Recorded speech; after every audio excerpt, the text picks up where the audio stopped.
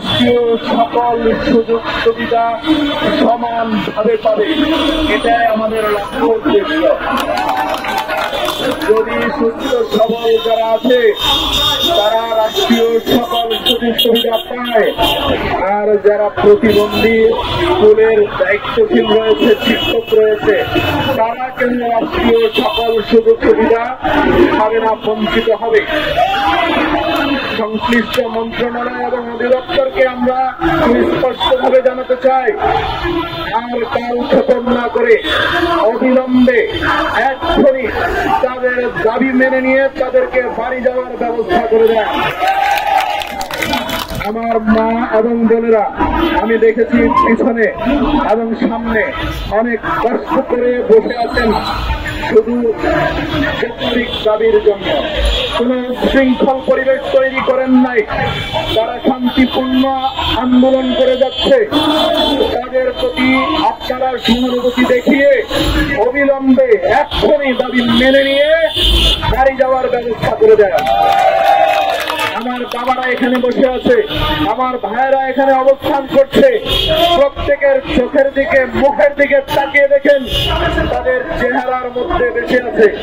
৩৫ দিন যাবৎ কি করছে তারা এখানে জাতীয় প্রেস ক্লাবের সামনে দিন কাটাচ্ছে। আপনারা কি অন্ধ হয়ে গেছেন? আমরা জানতে চাই যে চেয়ারটিতে আপনারা বসেছেন, এই চেয়ারটিতে বসানোর জন্য তারা আন্দোলন সংগ্রামে অংশগ্রহণ করেছিল, জুলাই গণ অভ্যুত্থান হয়েছিল, হাসিনা এদেশ থেকে পালিয়ে গিয়েছে। কিন্তু প্রেসিডেন্ট যদি এখনো সচিবালয়ে রন্ধে রন্ধে থাকে, তাহলে এদেশের জনগণ যাবে কোথায়? কথা পরিষ্কার, আর কাল ক্ষেপণ করা যাবে না। ডক্টর মোহাম্মদ ইউনূস সাহেব, আপনার কাছে বলতে চাই, আপনি তো দেশের জনগণের আপনার প্রতীক হিসেবে প্রধান উপদেষ্টার চেয়ারে বসেছেন, তো জনগণের আশা এবং আকাঙ্ক্ষা পূরণ করতে আপনার বিরোধ কোথায়?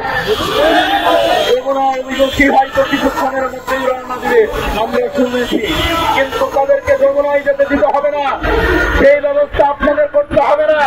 সেই ব্যবস্থা না করে এখনই আপনাদের প্রতিনিধি জাতীয় প্রেস ক্লাবের সামনে পাঠিয়ে দিয়ে বলে দেন দাবি মেনে নিয়েছেন এবং প্রজ্ঞাপন জারি করবেন। তাহলে শান্ত পরিবেশে তারা বাড়ি ফিরে যাবে। তাদেরকে আর কষ্ট দিয়েন না। হৃদয় কি আপনাদের কাঁপে না? আপনাদের অন্তর কি একটু উপায় হয় না? এই যে হুইল চেয়ারে বসে আছে একজন শিক্ষক, এই যে মানুষগুলো বসে আছে, তাদের চেহারার দিকে তাকালে কি আপনাদের হৃদয় কাঁপে না?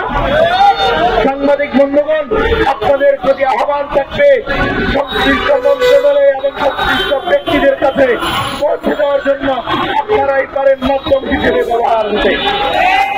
আপনাদের প্রতি উদাত্ত আহ্বান, আমার ভাই এবং বোনদের প্রতি, আমার মা এবং ভাইদের প্রতি, আমাদের প্রতি আপনারাও সহানুভূতির হাত বাড়িয়ে দেন এবং সরকারকে সর্বশেষ একটি কথাই বলবো, আমার মা বোনদেরকে, আমার বাবাদেরকে, ভাইদেরকে আর কষ্ট দেবেন না।